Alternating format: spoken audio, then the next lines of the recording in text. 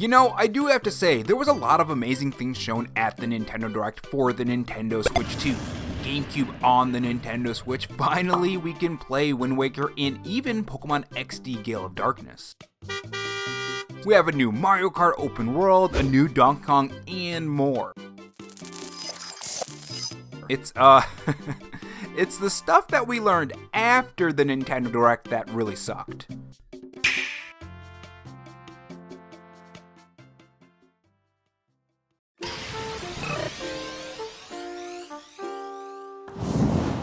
Hey guys, it's Rob here, and welcome back to the Robo-Chan Show, where we take the gaming news format that channels like Spawnwood or Arlo do, add a dash of animation and some cool editing on top to bring you your gaming news, leaks, and rumors in a fresh new way. If you're new here and want to be kept up on everything gaming, make sure you subscribe to the channel and leave a like if you enjoy the video and dislike if not.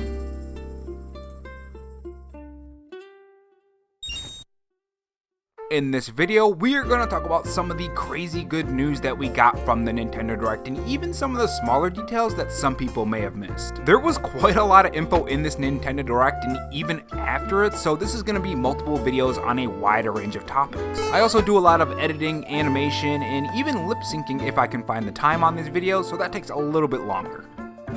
If you guys enjoyed this video, leave a like, it helps the video reach more viewers when you do, and if you want to follow me on Twitter, my Twitter handle is RoboRob93. Without further delay, let's get on to the topics. So the Nintendo Direct was finally revealed. We finally got to see the Nintendo Switch, and it was pretty crazy in my personal opinion, other than the dumb pricing, which again, that's also my opinion. Maybe you have some other opinion in the comment section below about the pricing. But overall, I think they showed a lot of amazing things, and the first thing I want to talk about is, of course, The Legend of Zelda Wind Waker being on the Nintendo Switch. But not just The Legend of Zelda Wind Waker, no. We are going to be able to play Pokemon XD Gale of Darkness, Pokemon Coliseum, Mario Kart Double Dash, Super Smash Bros. I mean, heck, maybe even the original Animal Crossing, though technically the original one was on the Nintendo 64, but you guys know what I mean. Well, it was the same one, but it was also on the Nintendo 64. That's right, GameCube games are hitting the Nintendo Switch online service, and I could not be any more happy when they showed this in the Nintendo Direct. Just check out this clip. Yes! Yes, come on, Wind Waker! Come on, Wind Waker! Yes! A Legend of Zelda game. Finally! Like a cartoon come to life. It's about time! I've been waiting so long! We held out for so long! And we won! Now, the games that are gonna be available on the launch of GameCube hitting the Nintendo Switch is gonna be as follows. The Legend of Zelda Wind Waker, Soul Calibur 2 for you fighting fans, which actually does have Link in it if you didn't know that. F-Zero GX is also gonna be there as well, and these games will be available on launch. Now, multiplayer is also confirmed locally and online, and they will also be increasing the image quality of these games, just so you guys know that as well. And for people who do like to customize their controllers, good news, there's also going to be customized controls for the GameCube games too, if you want that option. Now, there's also going to be more titles being brought back, games like Mario Sunshine, Pokemon XD Gale of Darkness, Fire Emblem is a title too, Chibi Robo 2, and that's TOO by the way, not the number 2. I think another good question here is, does this affect remasters or remakes of any of these games or games that will be added in the future? Well, I think in my personal opinion, I don't think it does.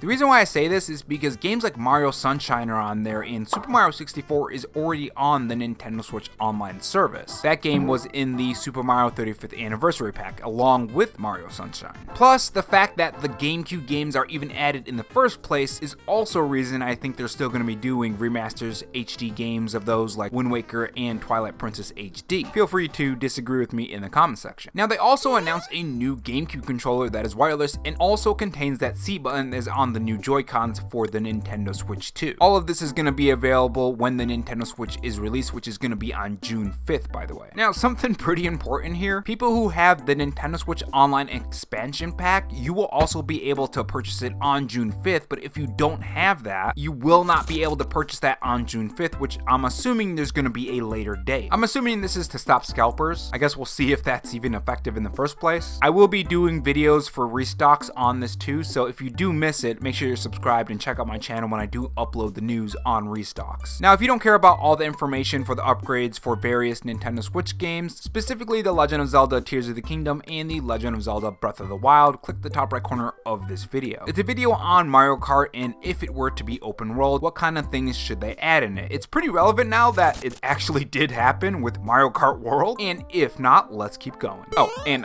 by the way, if you did stick around for the second topic, here is a cookie. So at the Nintendo Direct, we also got the news that some games will be getting upgrades on the Nintendo Switch. So let's start with The Legend of Zelda Tears of the Kingdom and The Legend of Zelda Breath of the Wild upgrades. The first bit of news in this is that both games will have Nintendo Switch 2 editions. According to the trailer, these editions will have enhanced resolution and frame rate. As to what other things are included in this, it gets pretty juicy because there are some really cool things that they're doing with this. So first off, HDR is going to be available on both games. And second, loading times have been increased by quite a lot, I would say. Another cool bit of news for this is that the save data that you're going to have before you even played this upgrade can be carried over to the upgraded version of your game without losing any progress. And great thing about this is that there's going to be 2 manual saves now, so you won't have to delete your older file. Or maybe you're sharing it with somebody, or maybe you have a husband or wife, or maybe a sibling. Now, alongside this, Zelda Notes will be implemented into the Nintendo Switch game. I don't know why I called it a Nintendo Switch game. I mean, it is a Nintendo Switch game. I don't know why I didn't say Tears of the Kingdom. Now, this will be available on the Nintendo Switch app, which will be renamed the Nintendo Switch app instead of the Nintendo Switch Online app in late May of 2025. So if you can't find it on the App Store, it might be under that name. Of course, I'm talking to people in the future right now. Now, I did see some people say this is kind of Nintendo's way of gatekeeping and putting an extra price tag on some of the content because you would have to have the Nintendo Switch Online service for this, or even with the upgrade, you would have to pay for the upgrade or anything. Just know that this part, the Zelda app, the Zelda Notes, is completely free. According to them in the trailer, this does not cost anything to use Zelda Notes. As for Zelda Notes itself, you can use them to find shrines you haven't cleared, or even Koroks, according to the trailer. The map will also tell you where these things are on the map, and funny enough, even has like a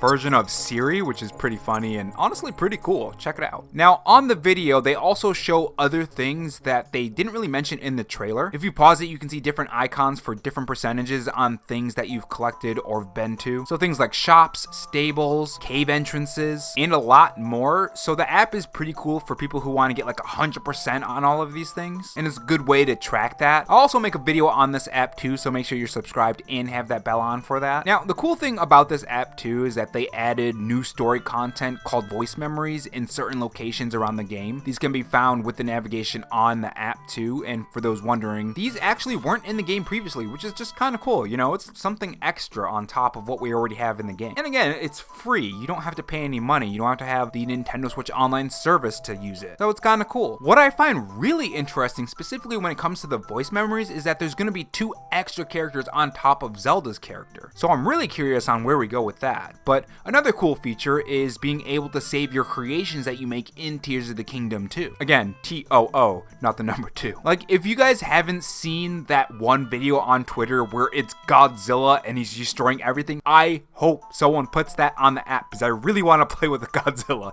in Tears of the Kingdom. That would be hilarious. And you can share these creations or your own creations on Twitter or basically any social media via a QR code. Another cool feature of the QR code is gifting items to players as well. I'd be very curious on the extent of this though, because I mean, could you have like 2 Nintendo Switches and then 2 accounts, because it's free, remember that, and gift yourself like a very, very powerful item straight in the beginning? I guess we'll see. Now, the app also has a record tracker too with mini reward icons and stuff, so kind of like trophies on PlayStation. Your play data for this game is also ranked around the world, but who cares about that, because this part is pretty cool. So once a day, you can kind of roll for a random effect, and that effect will appear in your inventory as a consumable. And of course, scanning the amiibos will also be a part of this game too, and that can store within the app, and if you use it more than 5 times, you also get an extra thing on top of what you're already getting from the amiibo that day. So overall, this is just really fleshed out, and the only thing that I can think of the whole time I'm hearing this